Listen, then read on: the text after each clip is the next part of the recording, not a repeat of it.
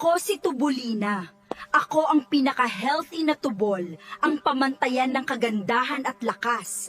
Ako ang reyna ng mansyon na ito, at walang makakatalo sa aking anyo.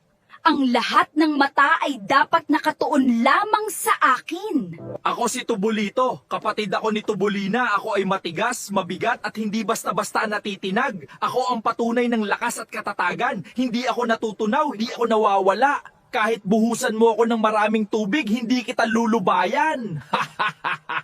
At si Tubulukan, isang patak lang, wala na. Mahina, magulo, walang silbi. Ako si Tubulong, kapatid ko sina Tubulina at Tubulito. Mahaba ako, dumadaloy ng tuloy-tuloy at mabilis lumabas. Hindi rin ako kasing tigas ni Tubulito, hindi rin kasing perpekto ni Tubulina. Pero sa huli, iisa lang ang ating kapalaran. Lahat tayo'y dadalhin ng parehong kanal.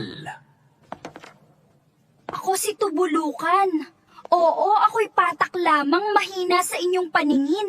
Baka may bakterya sa tiyan mo kaya ganito ako. Ako ang tagapaglingkod dito sa mansyon, palaging minamaliit, palaging tinatawanan.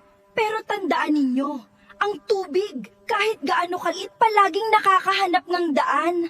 Darating ang oras na mauunawaan ninyo ang tunay na lakas ng pag-agos. Hindi ako mawawala.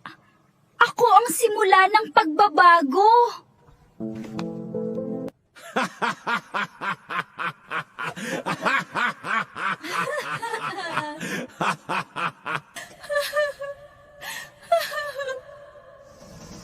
Ano yon?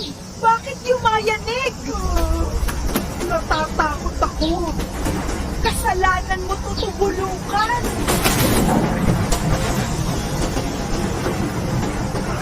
Bulukan, tingnan mo. Kahit ang mansyon ay ayaw sa iyo, isa kang sumpa, isang kahihiyan, wala kang silbi. Tama! Isa kang patak na walang halaga. Kahit anong ugong ng tubo, hindi ka magiging malakas. Isa ka lang mahina, isang alipit. Tubulukan. Baka mas mabuti kung tanggapin mo na lang. Maging ako ay walang magawa sa kanila. Tubulukan, huwag kang matakot. Ako ang ugat ng lahat ng yanig. Ako ang bantay ng mga tubo sa ilalim ng mansyon. At ikaw, ang iyong luha, ang iyong pagtawag sa akin. Kaya kayo mga tubol ay lumuhod. Tama yan! Lumuhod kayo mga mayayabang!